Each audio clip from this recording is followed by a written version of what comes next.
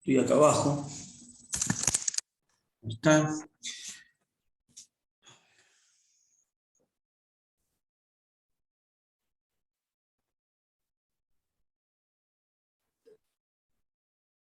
Perfecto.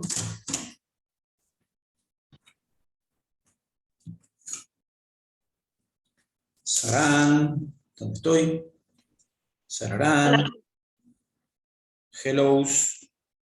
Ahí está. Ahora necesito un hola para saber si tengo retorno de audio, por favor. ¿Alguien que diga Hola, hola? profe. Perfecto, muchas gracias. Hola. Muy amable. Gracias.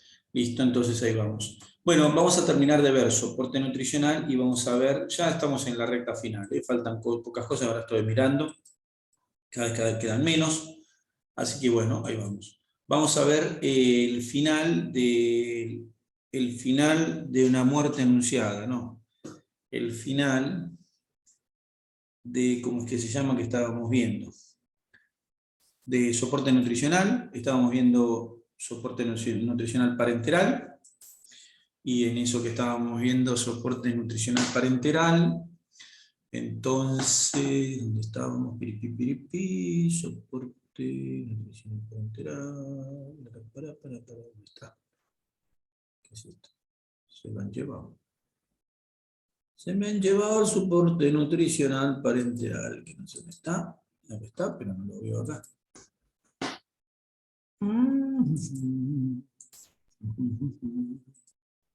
Vamos a buscarlo de nuevo. Ya estoy, ¿eh? Lo tenía abierto, pero no sé qué pasó. Que no me lo da como opción para que se los muestre. Ah,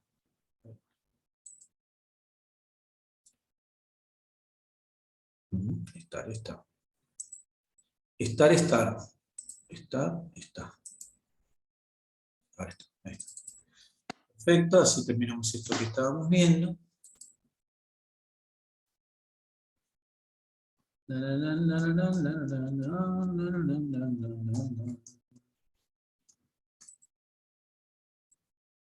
Bueno. Por aquí andábamos. Por acá habíamos dicho que los electrolitos, estas cosas, creo que de esto hablamos. Medicación, creo que andábamos en esto, pero nada, lo contamos. Listo, estábamos alimentando de forma parenteral a un individuo y la forma en que está sondeado en este caso es un catéter, y a través del catéter podemos suministrar entonces distintos medicamentos. Ahí tenemos ejemplos de medicamentos que se pueden dar. Ahí está, Dextrana, insulina, metoclopramida, heparina, todos medicamentos, ¿no es cierto?, para, bueno, insulina, la metoclopramida para estado nauseoso, vómitos, albúmina para reconstitución, antagonistas H2 para el estómago, para evitar úlceras o para evitar acidez, hierro, heparina para coagular un poquito la sangre, bueno, cosas que se pueden pasar. Otros elementos que tenemos que tener en cuenta, los elementos traza.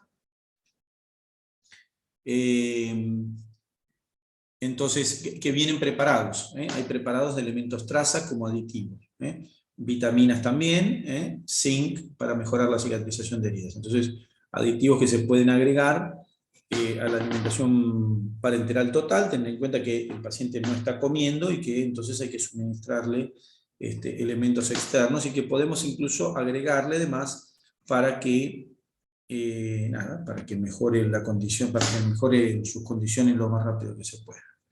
Bien, esto respecto de elementos externos. Bien, esto tiene importancia, esto es monitoreo de los pacientes. ¿Está bien? Estos pacientes hay que monitorearlos permanentemente, porque nosotros estamos poniendo el sistema venoso, o sea, en el torrente sanguíneo, estamos adicionando un montón de elementos. Y entonces tenemos que verificar que nosotros no seamos los que hagamos macanas. Entonces, permanentemente signos vitales. Signos vitales hace referencia a la tensión arterial, para ver que nosotros no estemos poniendo líquido en volumen inadecuado.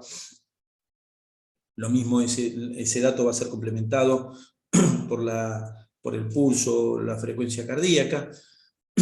El tipo de pulso que tengamos también nos puede orientar a ver si estamos suministrando mayores cantidades de líquidos de lo que debiéramos.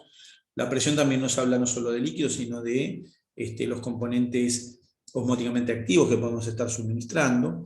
La glucemia, invariable, hay que controlar la glucemia, ¿no es cierto? Signos vitales y glucemia cada 6 horas. Esto tener en cuenta que es un paciente que está internado, por eso, ¿no? Por eso la charla anterior le decía, este paciente no puede estar en una casa.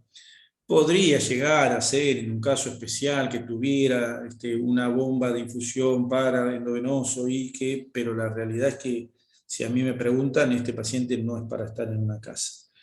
Podría ser un caso muy especial con una persona que tenga algo especial, pero no es un paciente para estar en casa, sino para estar en terapia. Hay que controlar el peso corporal, que nos habla justamente de la cantidad de nutrientes que le estamos dando. Es decir, la persona no puede ir a pesarse a la balanza y nosotros capaz que le estamos dando alimentos en cantidades. Yo me acuerdo de una señora que no era por nutrición parenteral total, era nutrición enteral.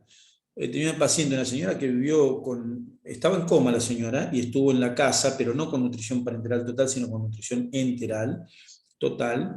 Y la señora estaba en la casa en coma y el hijo la tenía y le daba alimento. Yo le indicaba el alimento que le tenía que dar y el tipo le daba como quería. Y la mujer parecía una estructura maciza, nada, de un peso increíble, increíble.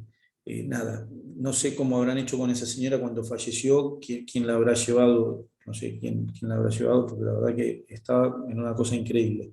Bueno, eso era un ejemplo de una sobrealimentación en un paciente que no tenía requerimiento prácticamente calórico, nada, y el hijo le pasaba un sallé entero como si fuera una persona que necesitara eso. Bueno, pero quiero decir con esto que en este caso nosotros somos quienes le vamos a suministrar el alimento al paciente, así que tenemos que tener en cuenta el peso del paciente, los electrolitos, porque nosotros, como les decía antes, tenemos que verificar que tenemos que verificar que el paciente no está ingiriendo electrolitos por otro medio que no sea los que le estamos suministrando.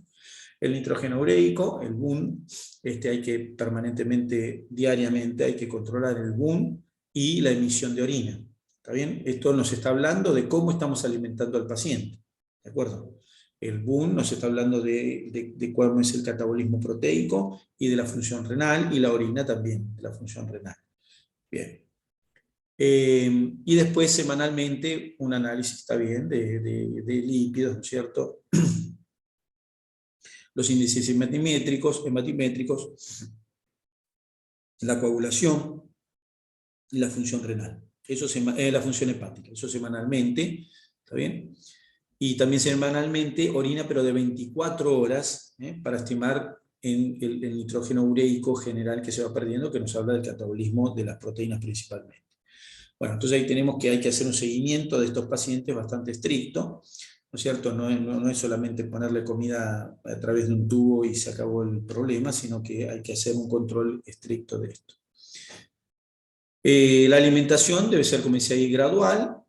Quiere decir que no le ponemos lo que necesite el primer día, sino que le damos 100 calorías el primer día. Podemos aumentarle... 1500 no, a 500 el segundo día, y se va aumentando 500 calorías por día hasta el requerimiento que uno considere de acuerdo al peso del paciente y las necesidades que uno considere que tenga el paciente. ¿De acuerdo?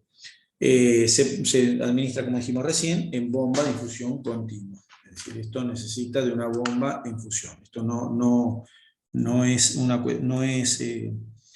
por gravedad, sí es por gravedad, pero en realidad no es por gravedad. O sea, es por gravedad porque está colgada la bolsa, pero no es gravedad, sino que quien determina cómo se suministra es uno monitoreado, o uno cuando programando, es como uno hace esto, es decir, programa la máquina de la bomba la bomba de infusión para que ponga las cantidades que uno necesita de acuerdo a lo que le va a pasar al paciente.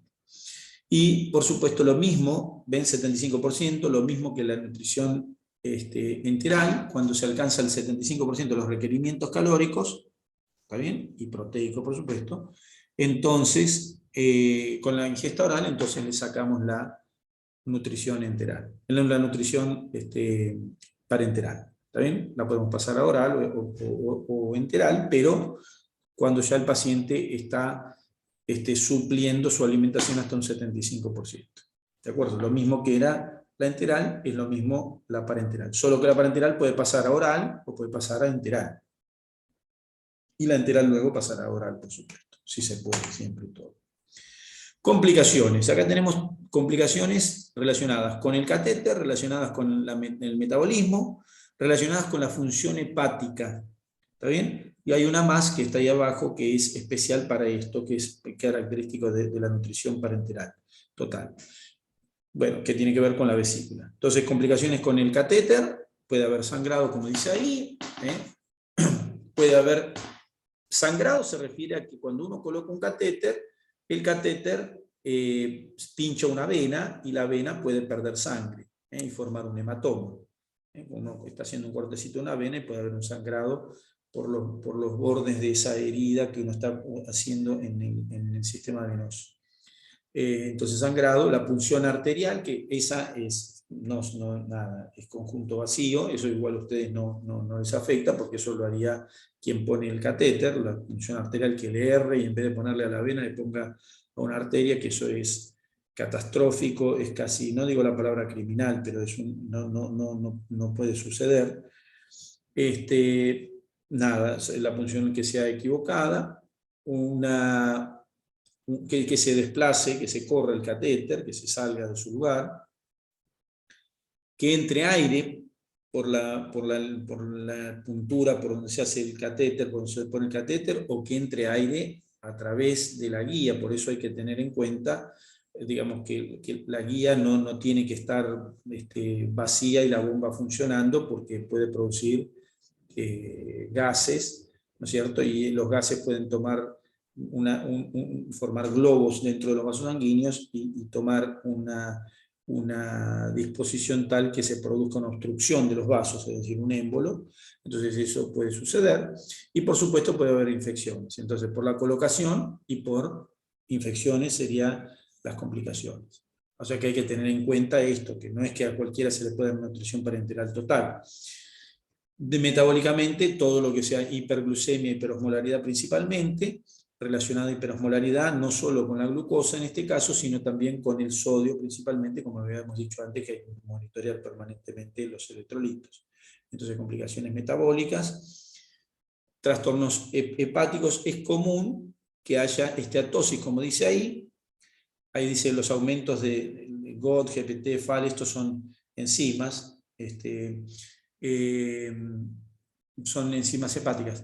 Dice esteatosis hepática, que es común y suele pasarse efectivamente en la nutrición parenteral total. Es una cosa que puede pasar. No se sabe exactamente la causa por la cual la esteatosis puede producirse, pero puede producirse la esteatosis. También puede producirse disfunción hepática relacionada con el suministro de los aminoácidos. Simplemente por suministrar aminoácidos en forma directa en el plasma, el hígado puede entrar en disfunción e incluso en insuficiencia.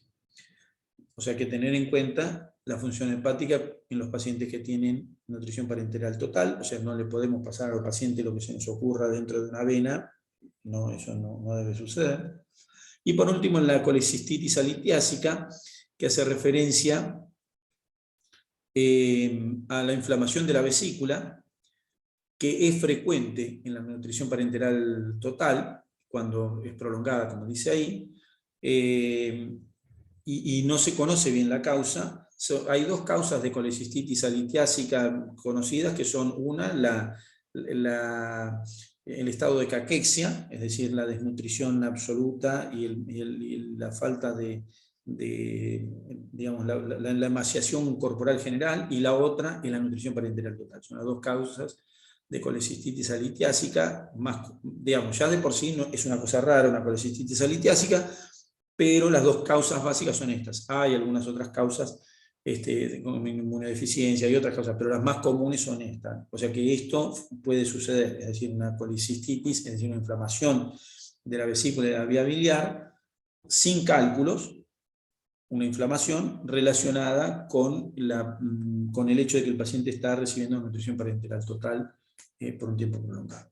Bueno, entonces ahí tenemos con esto las complicaciones y terminamos con nutrición parenteral total, y hemos visto entonces hemos dado un pantallazo sobre nutrición enteral y parenteral, como para tener una noción. Por supuesto, esto lo han visto seguramente con Celeste, y han visto la parte que es el desarrollo de esto, desde el punto de vista nutricional puntualmente. Bueno, ¿qué nos queda ver? Bueno, nos queda ver un par de cosas. La primera que vamos a ver es deshidratación.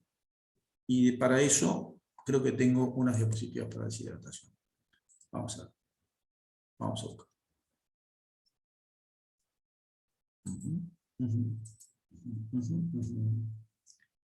¿Estamos?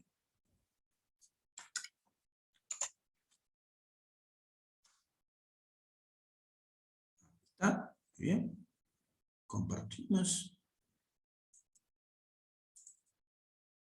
Aquí está. Deshidratación. Vamos a hablar unas palabras de deshidratación porque en toda la cursada hablamos sobre diarrea, hablamos sobre vómitos, hablamos sobre cosas que pueden producir deshidratación. Y entonces vamos a hablar una palabra de la deshidratación como para tomar noción de qué se trata. Bien, deshidratación, ahí lo tenemos. Espera que de paso voy a buscar otro que creo que tengo también de deshidratación. Espera un poquito.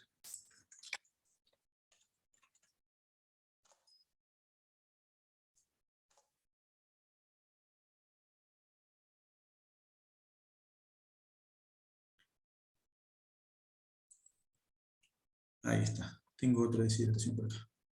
Bueno, vamos con el primero, porque tengo dos charlitas que eran destinadas a distintas cosas, pero nos van a servir las dos. Bueno, vamos con deshidratación, definición de deshidratación. Ahí está. Perfecto. Bien.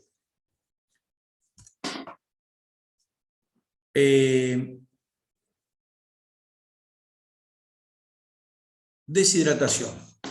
Bueno, esta es una definición que esta está sacada de un libro de patología, pero no sé si está del todo. Bueno, ahí dice definición, como lo ven ahí, lo pueden leer ustedes mismos también, un estado clínico consecutivo a pérdida de líquidos y solutos en el cuerpo humano.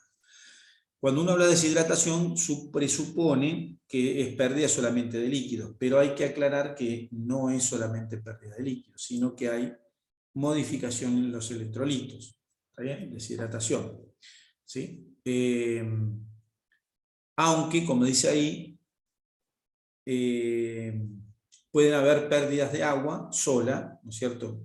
Sin pérdida de soluto, depresión de agua sin pérdida de soluto, de causas distintas, a las que por ahí no sería conveniente llamarle totalmente deshidratación. Por eso decía, la deshidratación no es solo pérdida de agua, sino que es más bien pérdida de agua con soluto. O sea que ese concepto de que deshidratación es pérdida de agua, por ahí no es tan correcto.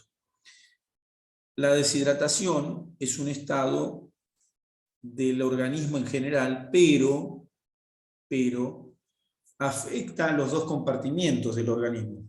¿Cuáles son los dos compartimientos del organismo? Alumnas de tercero. ¿Aló? ¿Hay alguien ahí? ¿Hola? ¿Aló? ¿Me escuchan? Hola. Ah, Sí, bueno. profe. Bueno. El intracelular y el extracelular. Intra y extracelular. La deshidratación afecta a los dos compartimientos, intracelular y extracelular. Y las deshidrataciones pueden tomar los dos compartimientos o pueden ser individuales, es decir, pueden tomar en mayor medida el compartimiento intracelular, en mayor medida el compartimiento extracelular. ¿Está bien?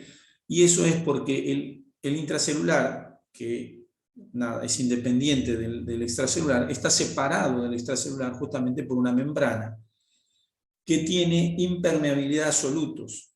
Entonces, la impermeabilidad a solutos hace que los dos compartimientos se puedan comportar de forma diferente. No así el intravascular y el intersticio, que están separados no por una membrana plasmática, sino que están separados por un endotelio y por una membrana basal, que se comportan distinto que una membrana plasmática. Entonces,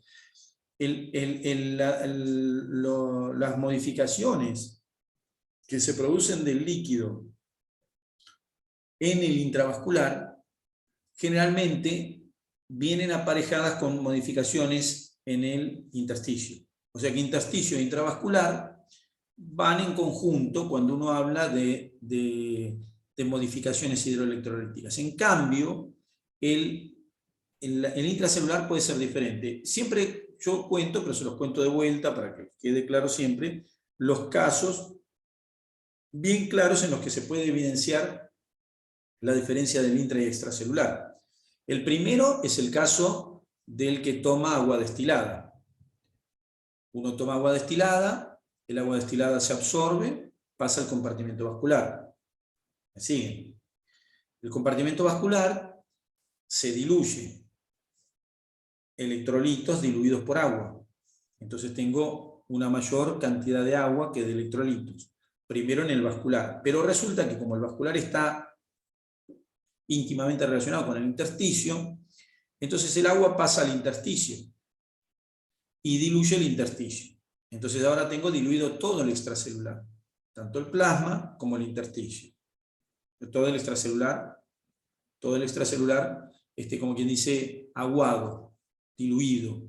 Bueno, hasta ahí tengo diluido el extracelular. Ahora, uno dice, bueno, entonces, ¿qué pasa con esa agua? Si hay agua, entonces el agua va a tender a pasar donde haya mayor cantidad de solutos, siempre. Es decir, que se diluyó el plasma, luego se diluyó el intersticio.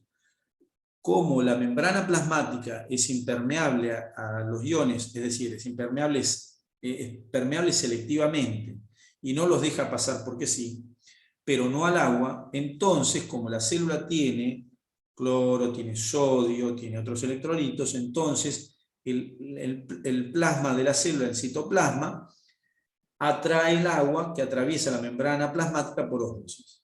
Y entonces las células se hinchan. Entonces ahí tengo una sobrehidratación, es una sobrehidratación dilucional, en la que el agua se desplazó del compartimiento vascular al intersticio, o sea, inundó el extracelular y luego se pasó al intracelular. La consecuencia es que la célula tiene una cantidad mayor de agua de la que necesita. Eso entonces hincha la célula. ¿Y qué importancia? ¿Por qué nos importa a nosotros que no haya tanta agua dentro de una célula? ¿Qué tendría de malo tener agua en una célula? ¿Qué opinan que tendría de malo tener agua en una célula? ¿Por qué está mal eso? ¿No estaría bien hidratada la célula? Si yo hago eso, pongo agua destilada, el agua destilada pasa al torrente sanguíneo, pasa al intersticio y se pasa a la célula. La célula se hincha. Tanto se hincha que de hecho se ve el volumen aumentado desde afuera. Yo tomo agua destilada unos días y me van a ver hinchado, me van a ver más hinchadote. Y bueno, está bien, estoy más hinchadote, más rozagante, mirá qué bien que estoy. Pero ¿y por qué eso no es bueno? ¿Por qué piensan que no es bueno que haya tanta agua dentro de una célula? O al revés, o sí es bueno. Por ahí es bueno.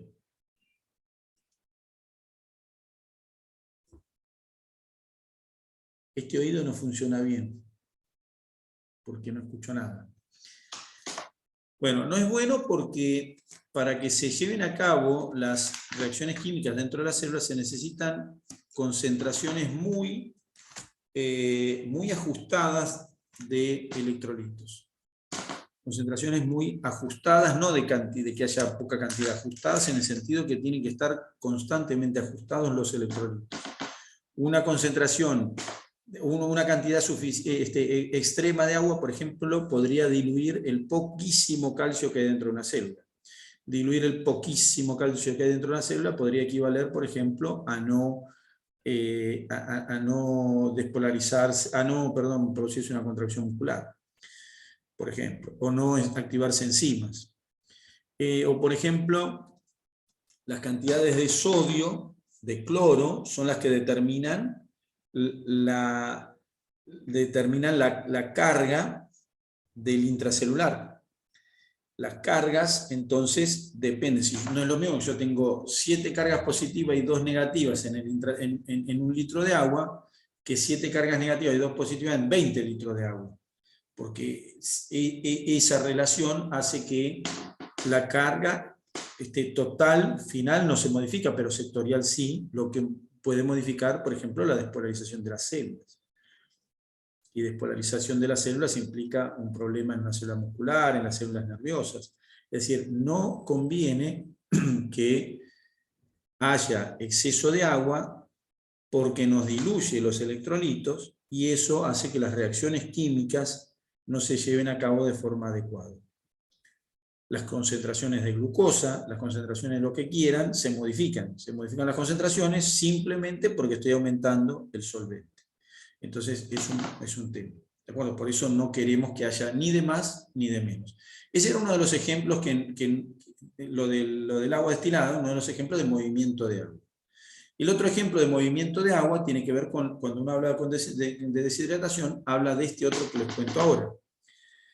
El marinero que se perdió en el mar, se hundió el barco, y el marinero quedó arriba de un botecito.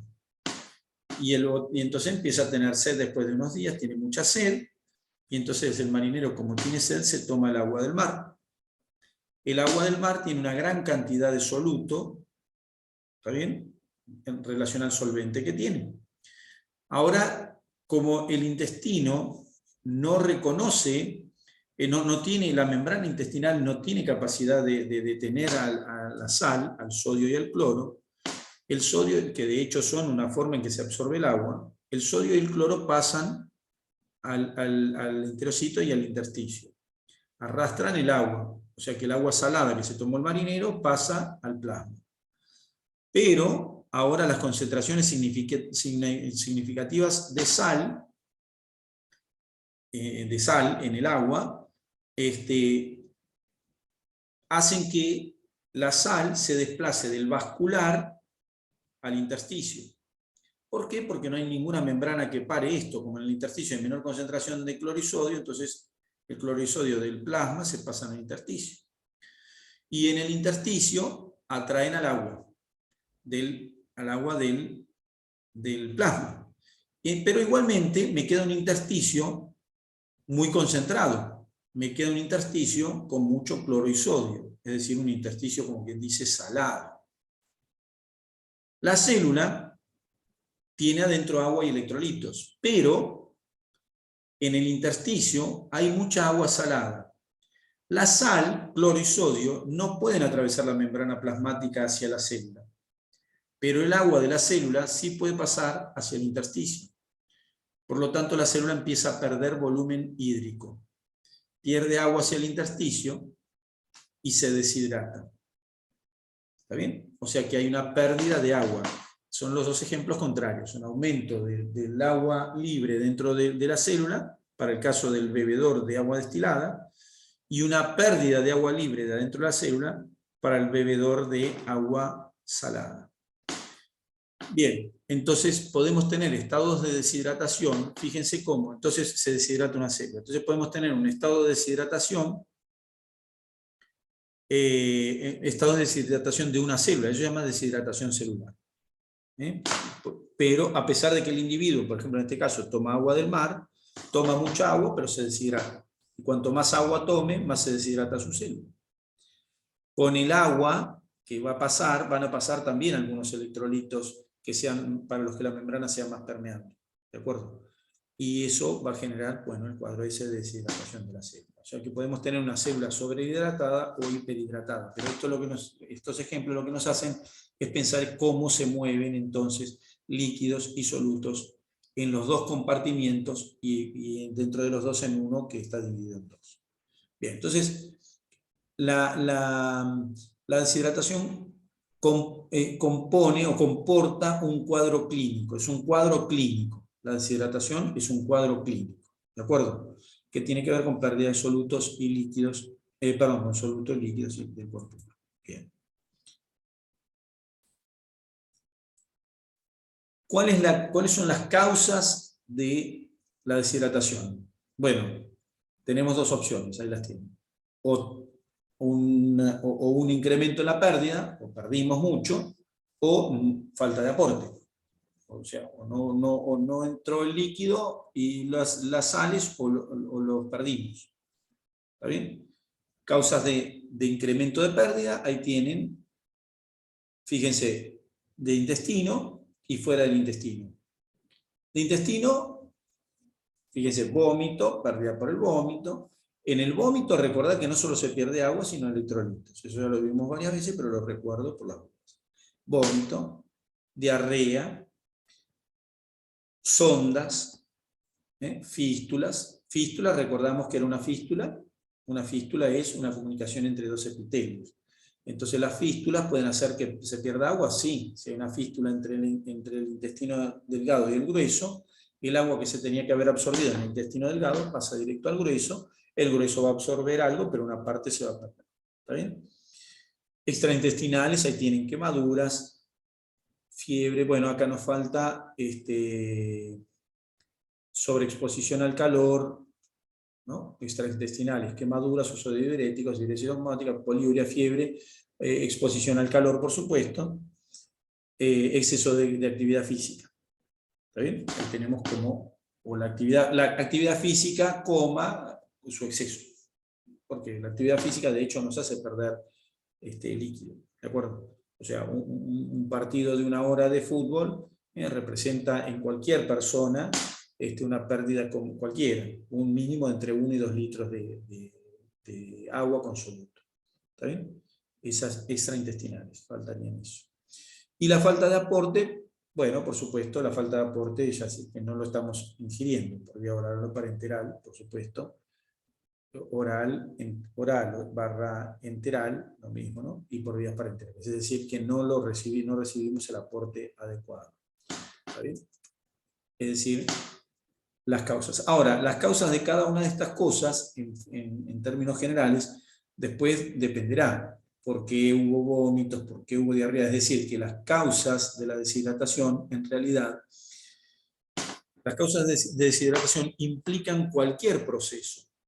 No hay un proceso en particular que asociemos con deshidratación. Son procesos en los cuales haya un aumento de la pérdida o una falta de aporte. No hay un proceso específico. Porque uno dice vómitos. Bueno, sí, vómito, pero los vómitos pueden ser porque la persona tiene no sé, una meningitis, o porque la persona tiene una gastritis, o porque la persona tiene un síndrome vertiginoso. Es decir, la forma, el motivo no está explicitado aquí, pero cualquier causa que genere vómito, cualquier causa que genere diarrea, ya hablamos de diarreas, hay una chorrera de causas de diarrea. Bueno, o sea que las causas en particular son cualquiera que genere estas situaciones. ¿De acuerdo? Bien, entonces ahí teníamos etiología. En los lactantes y en el recién nacido y en el lactante pequeño, o sea, los más chiquititos, hay factores que predisponen a que tengan mayor susceptibilidad a la deshidratación. Y eso es que ellos ya de por sí tienen mayor cantidad de agua total. ¿Está bien? Sabemos que un niño tiene un porcentaje mayor de agua que un adulto. Quiero ver una cosita. Bien. Nada. Entonces, como tienen mayor cantidad de agua, les resulta más fácil llegar al desequilibrio. ¿Está bien?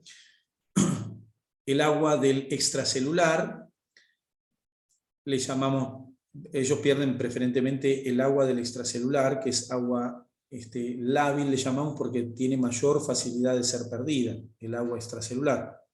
¿Está bien? Y tienen mayor superficie corporal por unidad de peso, o sea que la superficie corporal expuesta es mayor, porque ellos tienen una piel para un peso, o sea, un bebé que pesa 3 kilos tiene una exposición de piel y de mucosas de una superficie, que en proporción, o sea, en un adulto grande ya de piel solo tenemos unos 70, unos 80 metros cuadrados, pero en un niño, sí, uno dice, un niño no tiene esto, pero sí, pero lo que pasa es que el adulto pesa 70 kilos y el niño pesa 3. 5, 7, bueno, entonces 11. Entonces ya tienen una superficie corporal por unidad de peso mayor que la del adulto. Tienen más agua del extracelular, que tiene mayor movilización, de movilización más rápida, y tienen mayor cantidad de agua total. Esto hace que estén predispuestos en mayor medida que un adulto común. No sé si se entiende el concepto este. Cri, cri.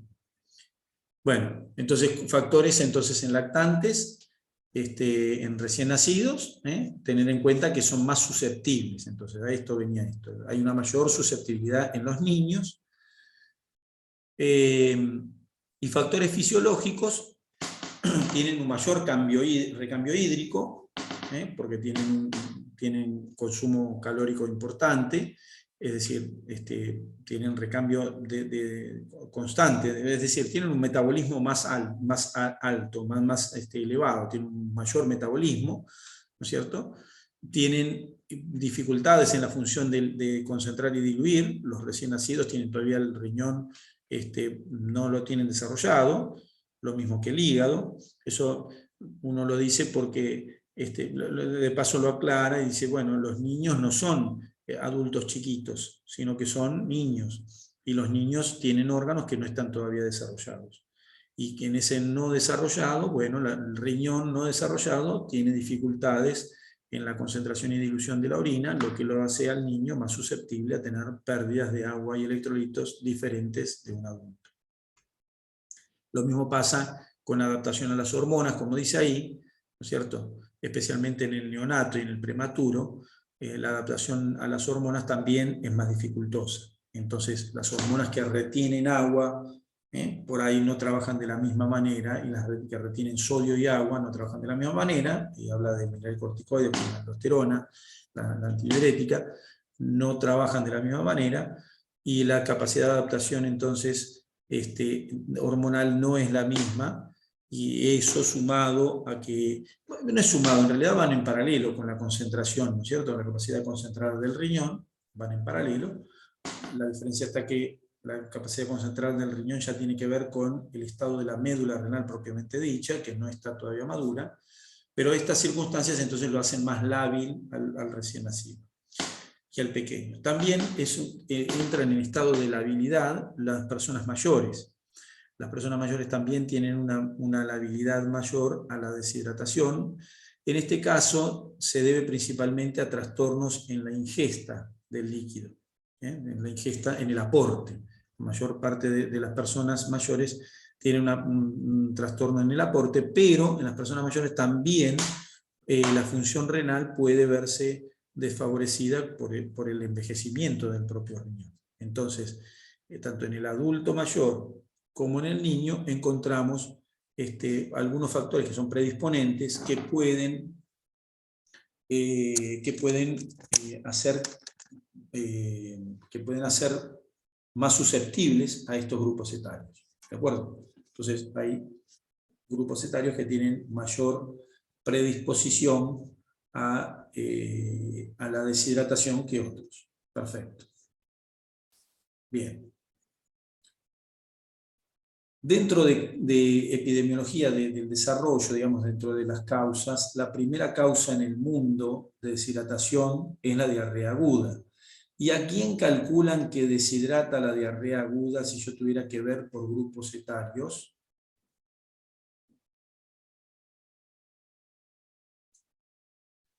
A los ancianos. No, a los niños. A los niños es a los primeros. Bueno, ahí dice, mire, tiene elevada mortalidad, especialmente en menores de 5 años. Ahí lo decía, no había visto eso. A los niños son los más susceptibles a las deshidrataciones. ¿De acuerdo? O sea, en realidad es por eso que trato el tema de deshidratación. El tema de deshidratación lo trato en relación a